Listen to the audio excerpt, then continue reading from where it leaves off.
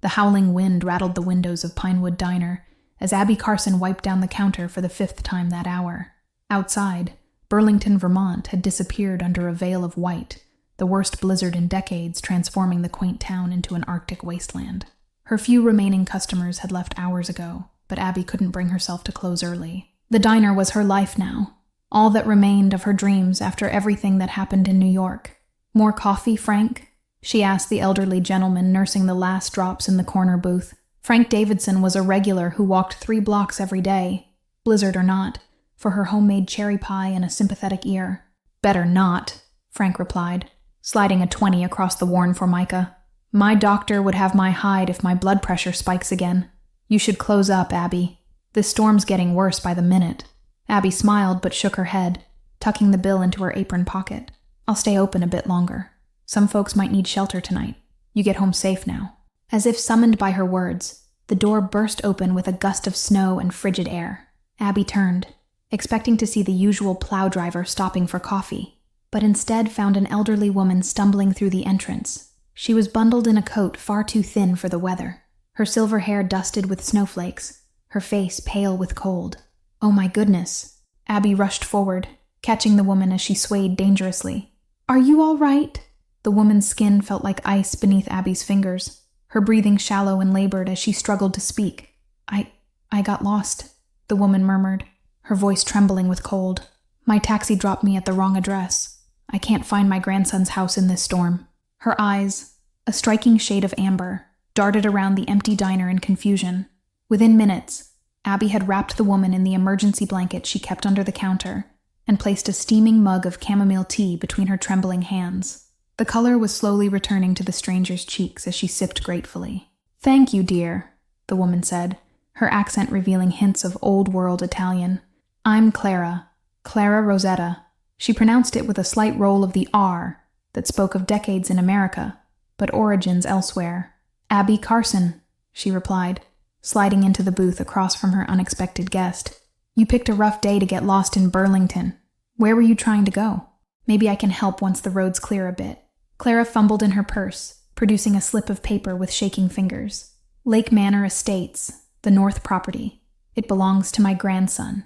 She hesitated, something flickering in her eyes before she added, "I haven't seen him in nearly 8 years. Abby's eyebrows rose involuntarily. Lake Manor Estates was the most exclusive address in Burlington, a collection of sprawling properties overlooking Lake Champlain where the ultra-wealthy maintained discreet vacation homes. Whoever Clara's grandson was, he certainly wasn't hurting for money. "That's quite a ways from here, especially in this weather," Abby said gently, refilling Clara's tea.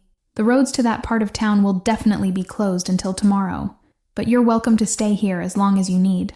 Clara's shoulders slumped slightly, her weathered hand smoothing the paper with his address. "I should have called him first, but I wanted to surprise him. It's his birthday tomorrow." A shadow crossed her face. "He's always been so occupied with his business." After Frank left, bundled against the storm, Abby busied herself making fresh coffee and heating homemade soup for Clara. The woman's eyes followed her movements around the diner with surprising sharpness, despite her apparent frailty. "You own this place?" Clara asked, the blanket still wrapped tightly around her shoulders as she surveyed the modest but spotless surroundings. The diner had seen better days, but Abby kept it immaculate, the red vinyl booths gleaming, the chrome fixtures polished to a shine. Abby laughed softly, ladling steaming chicken noodle soup into a ceramic bowl. "Just manage it, though sometimes I pretend it's mine." She set the soup before Clara with a gentle smile. "I always wanted my own restaurant in Manhattan.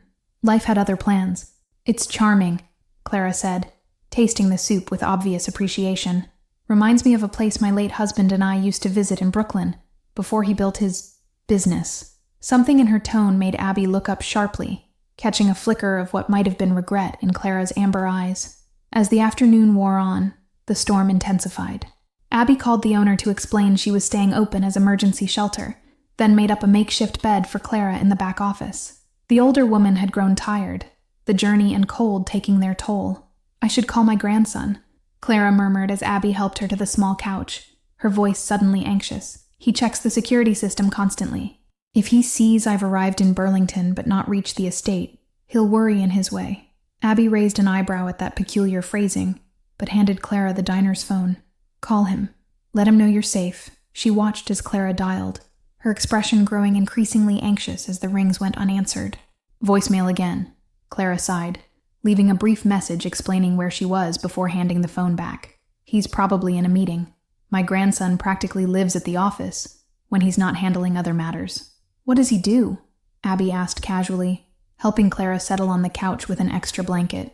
The question seemed innocent enough, but something about the way Clara tensed made Abby's investigative instincts flare to life. He manages our family interests, Clara replied carefully. Import businesses, mostly.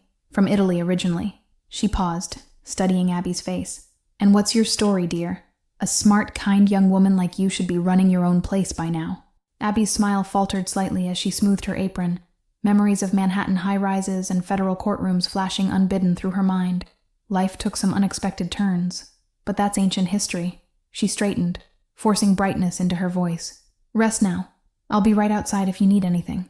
As Clara drifted off to sleep, Abby returned to the empty diner.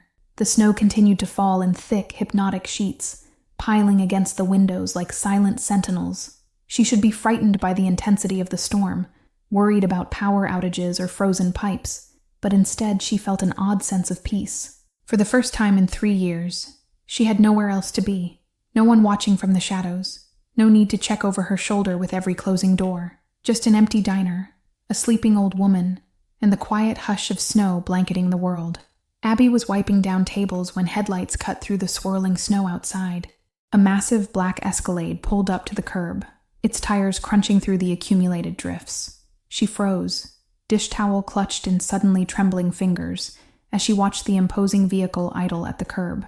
A tall figure emerged, battling against the wind as he made his way to the diner's entrance. When the door opened, Abby found herself face to face with the last person she expected, and feared to see that night. Dante Rosetta stood in her doorway, snowflakes melting in his raven black hair, his expensive cashmere coat dusted with white. His face, known only to Abby from newspaper photographs and court sketches, was even more striking in person. All sharp angles and intensity, amber eyes identical to Clara's scanning the empty diner until they locked on her.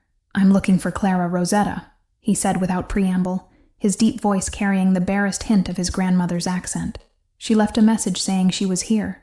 The words were spoken calmly, but Abby recognized the underlying steel of command from men who expected immediate obedience. Abby straightened, meeting Dante Rosetta's intense gaze with practiced composure. 3 years managing a diner after what she'd been through had taught her to handle difficult customers, and she suspected the man standing before her defined the word difficult in ways few could imagine. "Mr. Rosetta," she said calmly, though her heart hammered against her ribs. "Your grandmother is resting in my office. She was half frozen when she arrived." Something flickered in his eyes, concern perhaps, but it disappeared so quickly Abby wondered if she'd imagined it. "Take me to her," Dante demanded. Not a request, a command from a man accustomed to getting exactly what he wanted, when he wanted it. The notorious head of the Rosetta family import business that the FBI had tried and failed to link to organized crime for over a decade. Abby crossed her arms, thankful that her trembling had subsided. She's sleeping. The cold and stress exhausted her, and at her age, rest is crucial. She held his gaze steadily, refusing to be intimidated despite knowing exactly who he was, what he was. "I didn't drive through a blizzard to be told I can't see my own grandmother," he replied, his voice remaining level, but ice creeping into his tone. His broad shoulders tensed beneath the expensive coat, his stance shifting almost imperceptibly. "And I didn't risk staying open in this storm to have someone barge in and disturb an elderly woman who needs rest." Abby matched his tone exactly, tilting her chin slightly. "She's safe. She's warm. She'll be thrilled to see you when she wakes." For a moment, they stood locked in silent confrontation. Abby could practically see the wheels turning behind those piercing amber eyes, likely calculating the fastest way to get what he wanted, or the cost of removing her as an obstacle. To her surprise, he exhaled slowly and nodded once, the gesture regal despite its simplicity. "Fine. May I at least look in on her?" The slight softening in his voice caught Abby off guard, a glimpse of something unexpected beneath the dangerous facade. Of course. Abby led him through the diner to the small office in back.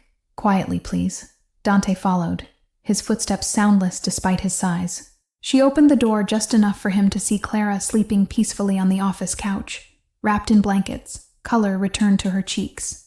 His expression softened as he watched his grandmother sleep, the hard lines of his face momentarily gentling into something that might have been tenderness.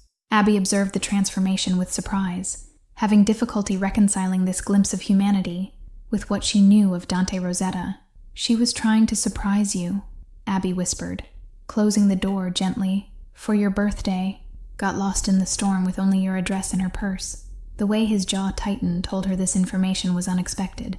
Back in the diner's main room, Abby gestured to a booth. "Coffee? You look like you could use some warmth, too."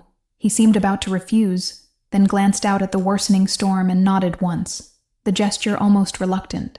As Abby poured 2 cups, sliding one across the table as she sat opposite him, Dante removed his cashmere coat, revealing an impeccably tailored suit that probably cost more than she made in 6 months. She fought the urge to fidget under his intense scrutiny, those amber eyes missing nothing.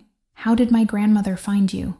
he asked after taking a sip of coffee, his eyebrows rising slightly in apparent surprise at the quality. For a moment, Abby considered lying, but something told her this man would know instantly. She stumbled in half-frozen, said her taxi dropped her at the wrong address. Abby wrapped her hands around her mug, seeking comfort in its warmth. "She mentioned wanting to see you on your birthday, to make amends for something." Dante's jaw tightened almost imperceptibly at that last word. "My grandmother excels at dramatic gestures, especially when she wants something." His tone had cooled considerably, amber eyes narrowing with suspicion.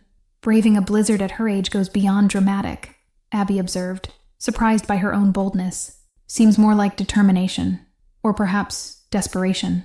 The way his eyes snapped to hers confirmed she'd struck a nerve. "You don't know anything about our situation," he said sharply, voice low but dangerous. His hand tightened around the coffee mug, knuckles whitening momentarily before he visibly forced himself to relax. Abby shrugged, refusing to be intimidated despite the warning signals flaring in her mind. "True, but I know she could have died out there trying to find you. That says something significant about what you mean to her." Dante studied her with new interest, head tilting slightly as he reassessed her. Most people cowered around him, intimidated by his reputation, or the power he exuded like a physical force. This diner manager spoke to him as an equal. "Do you know who I am?" he asked suddenly, the question carrying layers of meaning beyond the simple words. His amber eyes bore into hers, searching for signs of fear or recognition. Abby couldn't help the small, bitter smile that curved her lips as memories of a Manhattan courthouse and whispered threats flooded back. "Is that the question you ask everyone you meet?" For a moment, surprise flickered across his features. Then, unexpectedly, the corner of his mouth twitched upward. "Only the ones who aren't properly terrified of me." The admission carried an edge of dark humor, as if they were sharing a private joke, rather than acknowledging his notorious reputation. The moment was interrupted by Clara's appearance at the office doorway, her silver hair rumpled from sleep, but her amber eyes, so like her grandson's, bright and alert. "Dante," she breathed, tears springing to her eyes. "You came." Dante was on his feet in an instant, crossing to his grandmother with fluid grace that belied his size. "Of course I came. You left me a voicemail saying you were stranded in a blizzard." His tone was measured, but Abby could hear the concern beneath it. "I wanted to surprise you for your birthday." Clara reached for his hand, her expression hopeful yet cautious. To Abby's surprise, Dante allowed the contact, though tension radiated through his powerful frame. "My birthday isn't for 2 days, he said, without the coldness Abby had expected. "And you should have called first. Burlington is too dangerous right now, especially for you." The layers beneath that statement made Abby's instincts flare to life again. Clara squeezed his fingers, her eyes never leaving his face. "I know, Caro, but I thought we might need time to talk before celebrating." Something passed between them, an unspoken current of shared history that excluded Abby completely. "The roads are closed," Dante said instead of addressing his grandmother's comment. "We'll have to stay here tonight. Miss Carson has been accommodating." His gaze flickered to Abby, reassessing her yet again. Clara's face brightened immediately. "Abby is a remarkable young woman, isn't she? So capable under pressure." She patted her grandson's arm with her free hand. "Reminds me of myself at that age, before I met your grandfather." Before either could respond, headlights swept across the windows as another vehicle pulled up beside Dante's Escalade. Abby moved to the window, peering through frost-rimmed glass at a sleek black sedan now idling at the curb. "Are you expecting someone?" she asked, unable to keep the edge from her voice as she turned to Dante. His expression had hardened again, all trace of warmth vanishing as he moved protectively in front of his grandmother. "My security detail," he replied tersely, hand slipping briefly inside his suit jacket, an emotion Abby recognized all too well. They should have stayed at the perimeter as instructed. His tone suggested someone would pay dearly for that disobedience. The door opened, and a lean man with cold eyes entered, snowflakes dusting his shoulders. "Boss, we have a situation." His gaze swept the diner before landing on Abby with narrow-eyed recognition that made her blood run cold. "Well, this is unexpected. You know each other?" Dante's question sliced through the sudden tension, his amber eyes darting between Abby and the newcomer. She had gone perfectly still, her face draining of color as memories surged back in a sickening wave. "Leo Santini," she whispered, the name falling from numb lips. Former FBI special agent assigned to the Organized Crime Task Force. Her eyes never left the man's face as she added, "The agent who promised to keep me safe after I testified." Leo's expression shifted to calculated neutrality as he addressed Dante directly.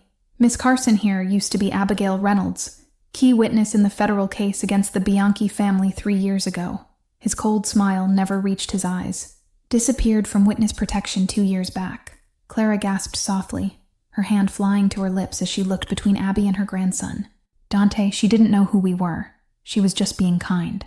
The plea in her voice was unmistakable, but Dante's expression remained unreadable. "Everyone sit down," Dante commanded, his voice quiet but carrying absolute authority. He gestured Leo toward the counter while keeping himself positioned between both men and the women.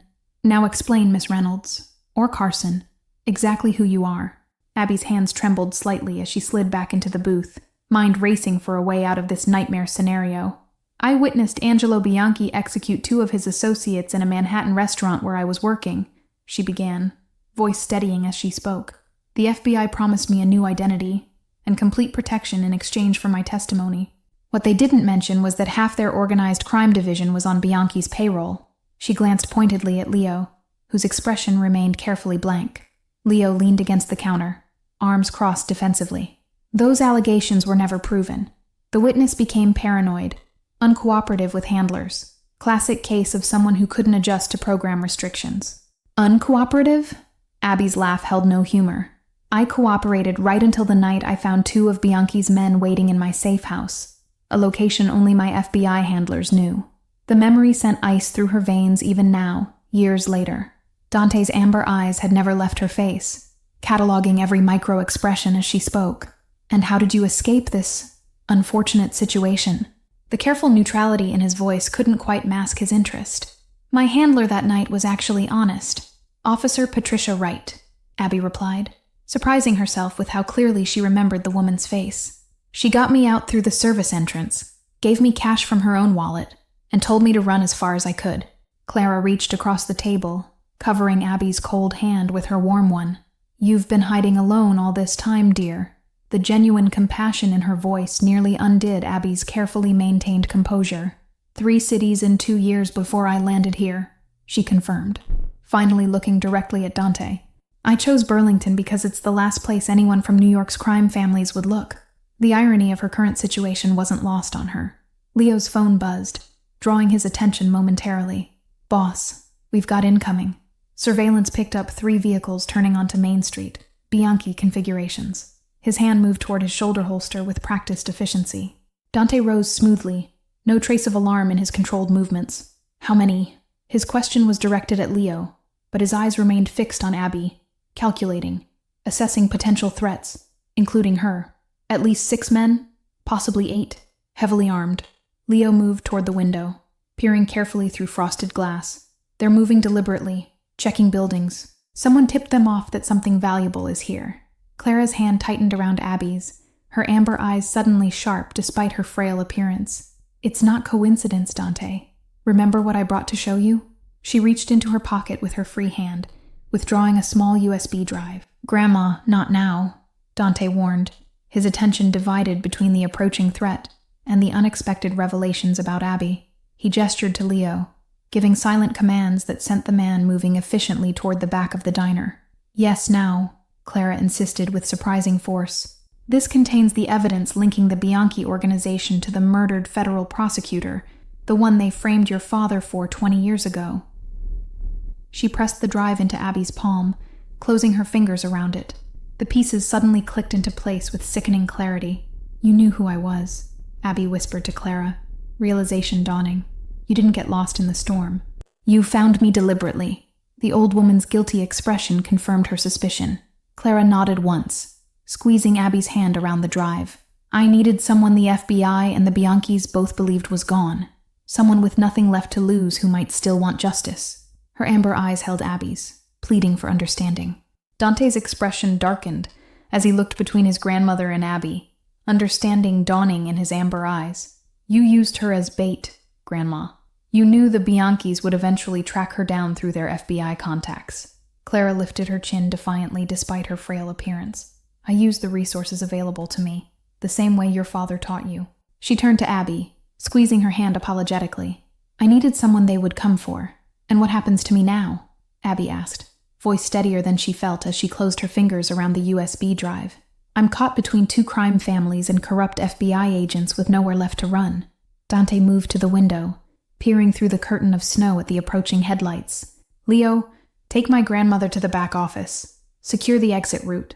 His command was followed without question, Leo guiding Clara despite her protests. You should go with them, Dante told Abby, not looking at her as he reached inside his jacket, removing a sleek handgun with practiced ease. You're the one they want. If you leave with my grandmother, you both have a chance. Abby stood her ground, years of running suddenly crystallizing into determination. If I leave, they'll burn this place to the ground looking for me. This diner is all I have left. The admission cost her, but she refused to flee again. Dante turned, really looking at her now, something like respect flickering in his amber eyes. I can't guarantee your safety if you stay. His voice had softened fractionally, a genuine warning rather than a threat. I testified against Angelo Bianchi after watching him murder 2 men in cold blood, Abby replied, reaching beneath the counter to retrieve the Louisville Slugger she kept for protection. I haven't felt safe in 3 years. A wry smile curved Dante's lips as he watched her grip the baseball bat with determined hands, a witness against the Bianchis who refuses Rosetta protection. You're either very brave or completely insane, Abigail Carson. Probably both, she admitted, her own smile grim as she moved beside him at the window. But I'm tired of running, and your grandmother went to extraordinary lengths to bring us together for a reason. The first vehicle slowed near the diner, its headlights illuminating the swirling snow like searchlights. They'll try the diplomatic approach first, Dante explained, positioning himself so he remained hidden from outside view. They always do, especially on neutral territory. Leo reappeared silently, placing a sleek metal case on the counter and flipping it open to reveal an array of weapons. Backup team is in position around the perimeter. Clara's secure in the panic room beneath the storage cellar. His movements were precise, military-trained. Abby stared at the arsenal, the reality of her situation crashing down like an avalanche. This isn't just about me anymore, is it? She turned to Dante, whose face had transformed into an expressionless mask. This is about family honor, territory, and power. It's about justice, Dante corrected, checking his weapon with practiced efficiency. The Bianchis destroyed my father with false evidence while corrupting the very system meant to protect people like you. His amber eyes held unexpected conviction beneath their coldness. Snow pelted against the windows with renewed fury, nature's percussion building to the approaching confrontation. Abby remembered the first time she'd testified, trembling, terrified, but determined to do what was right, despite the consequences that would follow. Your father was innocent all along, she realized, pieces clicking into place. Clara kept investigating while he served his sentence, gathering evidence until she found the missing link. She looked at the USB drive in her hand with new understanding. The diner's ancient heating system groaned as if protesting the coming violence, warm air battling against the winter's chill. If we survive this, Abby said quietly, I want witness protection done right this time, for both of us. The implication that their fates were now intertwined hung between them. Abby's heart pounded as she saw men emerging from the vehicles, dark figures moving with purpose through the blizzard. What do they want with me after all this time? My testimony wasn't enough to convict Angelo. It's not about your testimony anymore, Dante said grimly. It's about what's on that drive. My father discovered evidence linking the Bianchis to federal prosecutor William Harding's murder 20 years ago, the crime they framed him for. Realization dawned cold and clear in Abby's mind. That's why your grandmother sought me out. She needed someone who could get this evidence to the authorities without being dismissed as just another criminal trying to take down rivals. Dante nodded once, his expression hardening as the first man reached the diner door. Someone with credibility. A known witness who disappeared rather than taking bribes. His amber eyes held hers for a moment. Someone honest. The bell above the door jingled as a well-dressed man in his 50s entered, brushing snow from his shoulders with casual elegance. His smile was charming, his manner refined. Nothing about him suggested violence except the cold emptiness behind his eyes. Miss Reynolds, he greeted Abby as if they were old friends. What a pleasant surprise to find you alive after all this time. His gaze slid to Dante, the smile never wavering. And in such interesting company.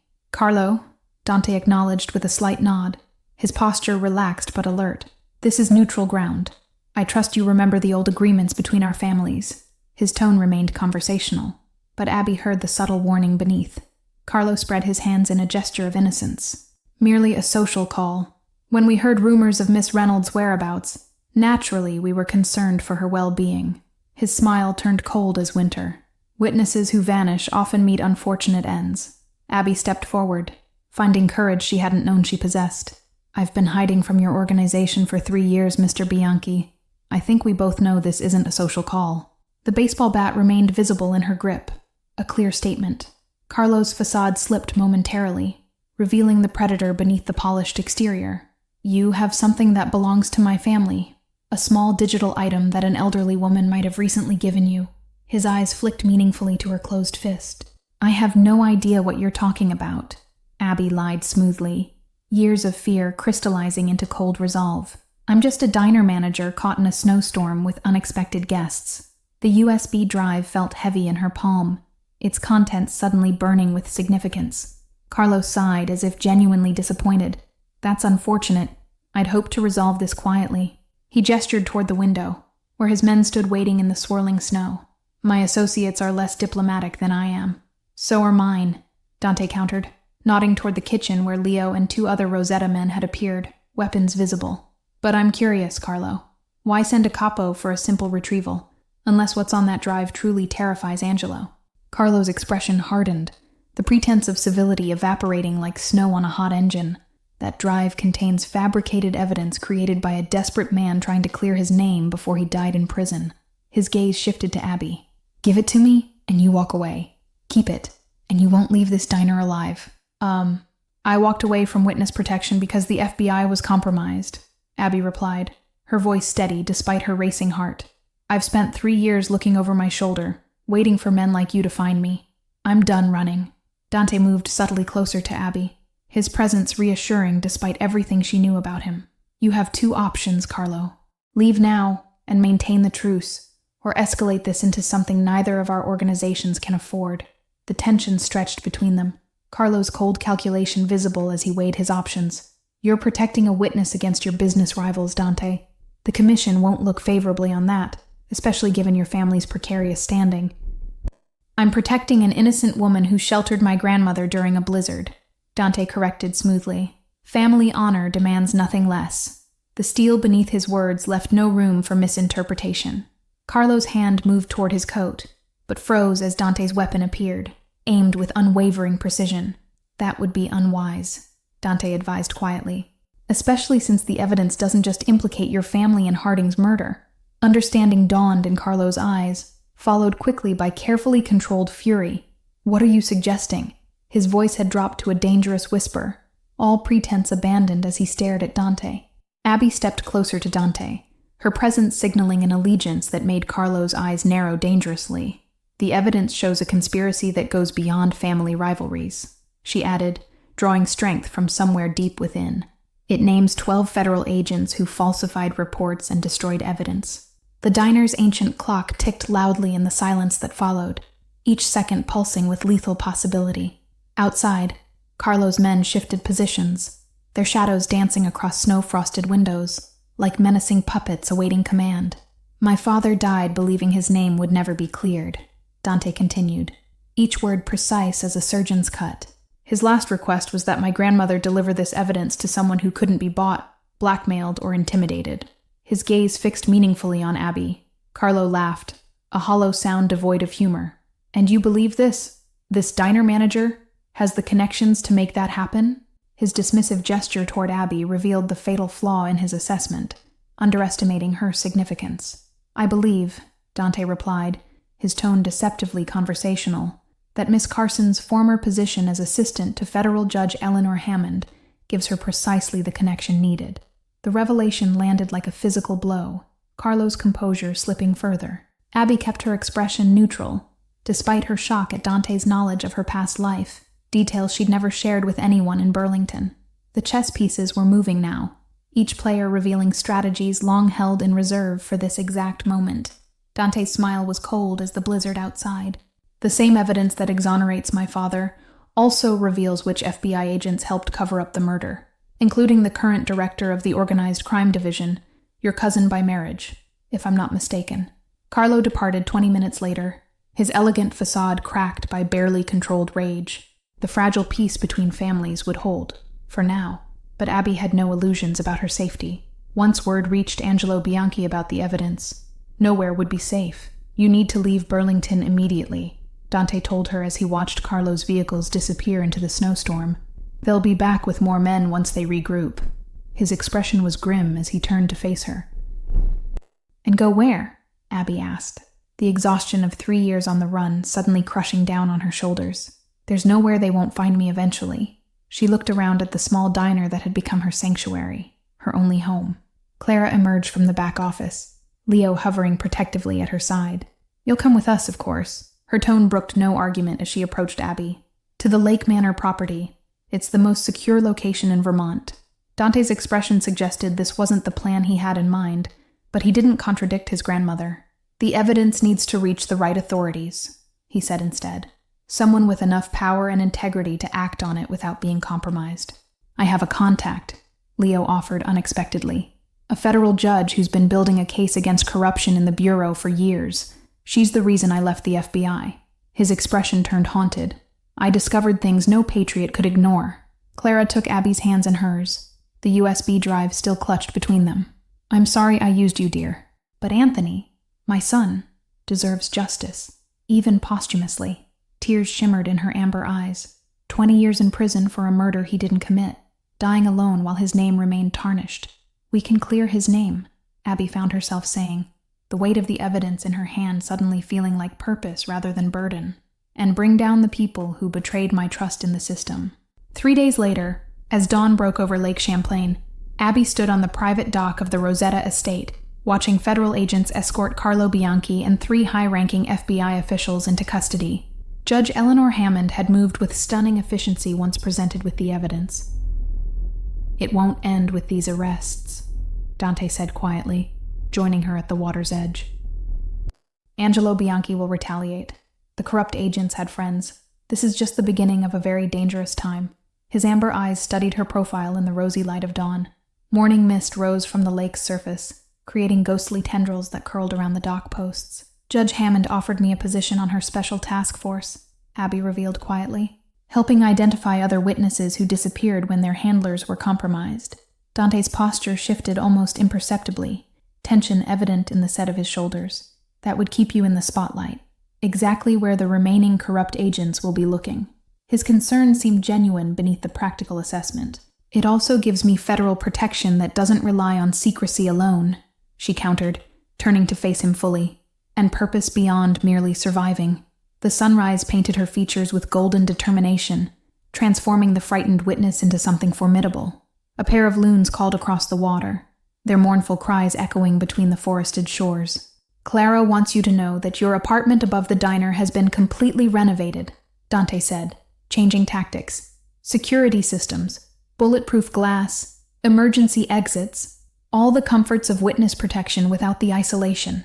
Abby couldn't suppress her smile at the obvious manipulation. "Your grandmother is a force of nature. Yesterday she asked when I planned to give her great-grandchildren." The memory of Clara's blunt question brought unexpected warmth to her cheeks. Small waves lapped gently against the dock's wooden pilings, the rhythm steady and reassuring. "Did you know," Dante said, looking out across the water, "that my father used to bring me fishing here when I was a boy?" Before the accusations, before everything changed, his voice held a vulnerability she'd never heard before, a glimpse of the man he might have become in a different life. The silence that followed felt charged with possibilities neither was quite ready to name. Lake Champlain stretched before them, its waters reflecting a sky transformed from darkness to brilliant morning gold, a visual metaphor for what had changed between them since that snowy night. Abby nodded, wrapping her coat tighter against the chill. I know, but for the first time in 3 years, I'm not running. I'm fighting back. The determination in her voice matched the steel that had always been there, hidden beneath layers of fear and survival. Dante hesitated, then offered her an envelope. My lawyers have arranged for you to receive a significant reward for your role in clearing my father's name. His expression remained carefully neutral. Enough to start over anywhere you choose, with a new identity no one can trace. Abby accepted the envelope, but didn't open it. And if I don't want to start over somewhere else? The question hung between them, laden with meanings neither was quite ready to articulate. What if I want to rebuild right here? The diner? Dante asked, something like surprise flickering across his features. It's hardly secure, even with Rosetta protection. His practical assessment couldn't quite mask the other question in his eyes, the one he wasn't asking. Not just the diner, Abby clarified, taking a risk greater than any testimony. A life here in Burlington. She met his gaze directly, refusing to look away as snow began to fall gently around them, delicate flakes catching in her hair. Understanding dawned in Dante's amber eyes, followed by something she'd glimpsed only briefly before. Warmth, genuine and unguarded. That could be complicated. His voice had softened, the hardened crime boss momentarily giving way to the man beneath. Life is complicated, Abby countered, a smile tugging at her lips despite everything. I testified against a mafia family, went into witness protection, escaped corrupt handlers, and hid for 3 years only to be found during a blizzard by the grandmother of another crime family's leader. Complicated seems to be my specialty. Dante laughed then, the sound startling in its genuine delight. When you put it that way. He stepped closer, his hand finding hers with unexpected gentleness. Clara was right about you. You remind me of her in her younger days. Unstoppable when you've made up your mind. 6 months later, the former Pinewood Diner reopened as Rosetta's, a stylish cafe that quickly became Burlington's most popular gathering spot. Rumors about its ownership circulated persistently. The beautiful former witness who ran it, the notorious businessman who visited daily, and the elegant elderly Italian woman who held court at the corner table. You've transformed this place, Dante observed, watching Abby move confidently among the tables. The cafe buzzed with life, warm light glowing against the deepening twilight outside. The winter's snow had long since melted, giving way to Vermont's lush summer greenery. Abby smiled as she slid into the booth across from him, her hand finding his with practiced ease. We transformed it, she corrected. You, me, Clara, even Leo with his suspicious glowering from the corner booth. She nodded toward the former agent who now headed Dante's security detail. Clara joined them, settling beside her grandson with a contented sigh. Have you told her yet? She prompted, patting Dante's arm with grandmotherly impatience. Her amber eyes sparkled with mischief as she looked between them. Thank you all for following this story. If you enjoyed it, please write in the comments where you're watching from, and don't forget to like, subscribe, and share the video, because